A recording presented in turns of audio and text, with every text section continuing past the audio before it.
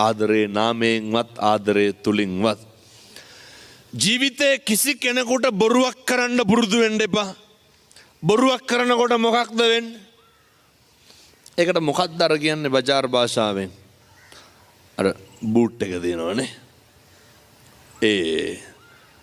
කවදාවත් බොරුවක් කරන්න පුරුදු වෙන්න එපා. බොරුවක් කරනකොට වෙන්නේ අනේක මොකක්ද වෙන්නේ? අනේක රැවටෙන එක නෙවෙන්නේ.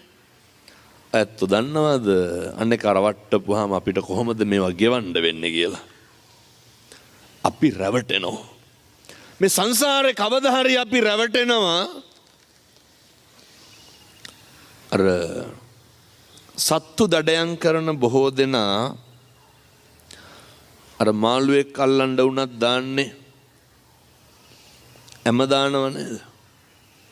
හැමට මොනවාද දාන්නේ මාළුව රවට්ටන්න? මොකක් හරි එක්කෝ ඒ සතා කන කෑමක්.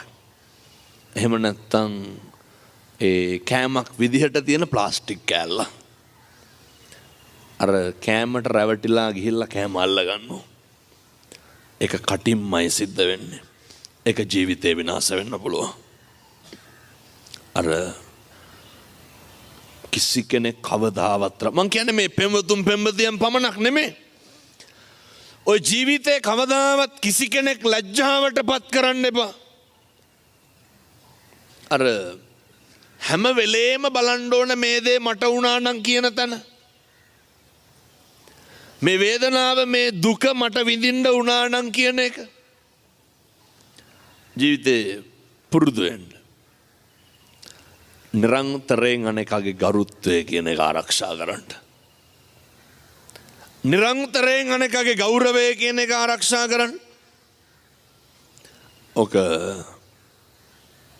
පැත්තන්ට කරගන්නම බැරි වෙන්න හේතුව තමයි ආදරයක් නැතිකම. ඔයත්තන්ට ඕක කරගන්නම බැරි වෙන හේතුව තමයි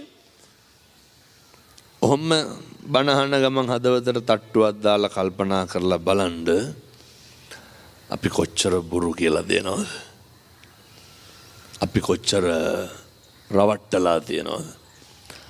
ඒක රවට්ටන එක බොරු කියන එක සමහරෙකුට හපංකමක් විදිහට තේරෙන්න පුළුවන්.